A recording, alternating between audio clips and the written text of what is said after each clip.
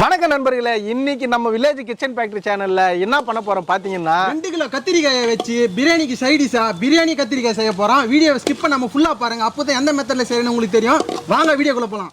Biryani video நிறைய போட்டிருக்கோம். ஆமா, அதனால நம்ம சைடிஷ் என்ன பண்ணலாம்னா எண்ணெய் கத்திரிக்காய் போடலாம்னு நினைச்சோம். சரி, போட்டுடலாமா? ஓகே, போடுங்க.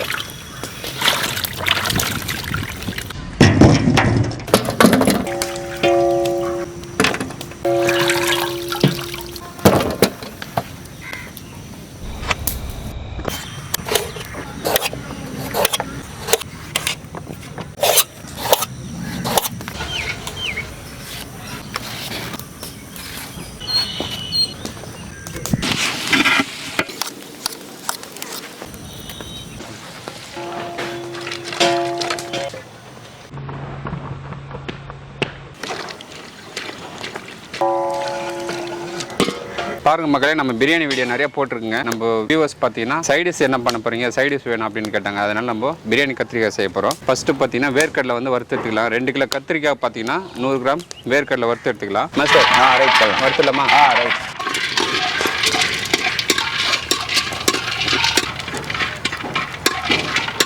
ஒரு 10 கிராம் வெள்ளை எள்ளு சேர்த்துக்கலாம்.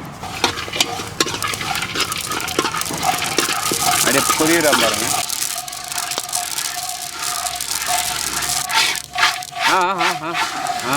மாஸ்டர் போதும் மாஸ்டர், இந்தாங்க இதில் கொட்டுங்க.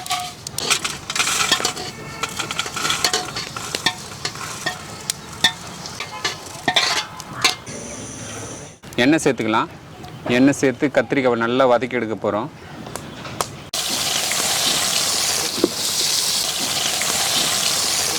கத்திரிக்காய் நல்லா வதக்கி எடுத்துக்கலாங்க.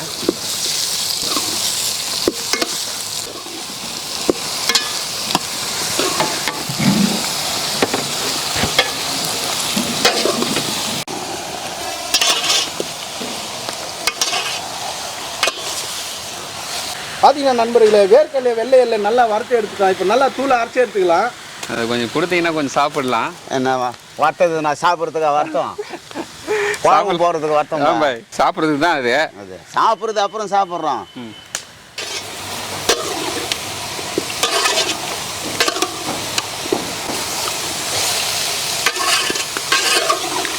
கல்லுப்பு சேர்த்துக்கலாம்.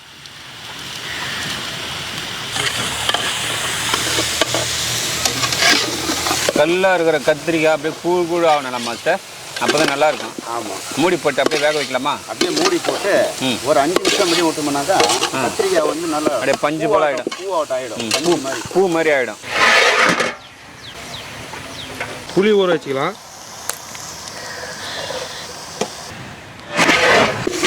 பாருங்க மக்களே, கத்திரிக்காய் நல்லா சூப்பராக வதங்கிடுச்சுங்க.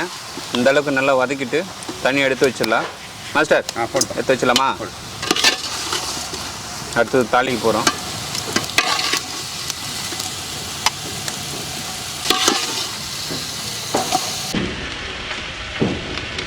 ஐம்பதுலேருந்து ஒரு 70 கிராம் எண்ணெய் சேர்த்துக்கலாம். மிளகு சீரகம் சேர்த்துக்கலாம். வெங்காயம் சேர்த்துக்கலாம்.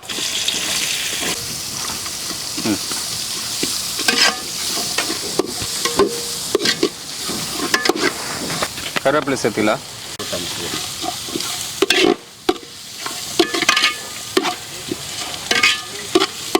தக்காளி சேர்த்துக்கலாம்.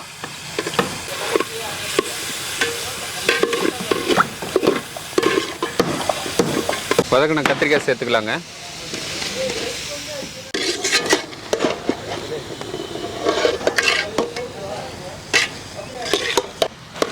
இன்னும் நல்லா மசிகிற அளவுக்கு நல்லா வதக்கி எடுத்துக்கலாம். கொத்தமல்லி சேர்த்துக்கலாம். இஞ்சி பூண்டு விழுது சேர்த்துக்கலாங்க.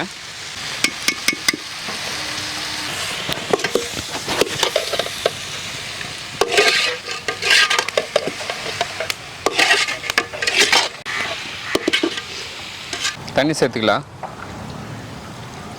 மிளகாத்தூள் சேர்த்துக்கலாங்க.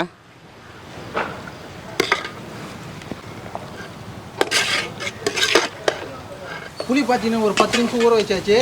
கத்திரிக்காயில் சேர்க்க போகிறோம். நல்லா கரைச்சி எடுத்துக்கலாம். கரைச்சி புளியை சேர்த்துக்கலாங்க.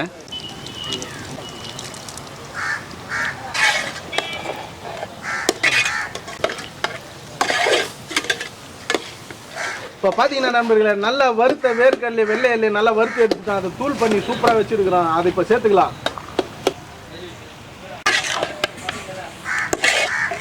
மாஸ்டர் சொல்லுப்பா. வேற லெவல் இருக்கு. பிரியாணியே தேவையில்ல பொழுது, வெறும் கத்திரிக்காய் சாப்பிடலாம் பொழுது. சாப்பிடலாம்.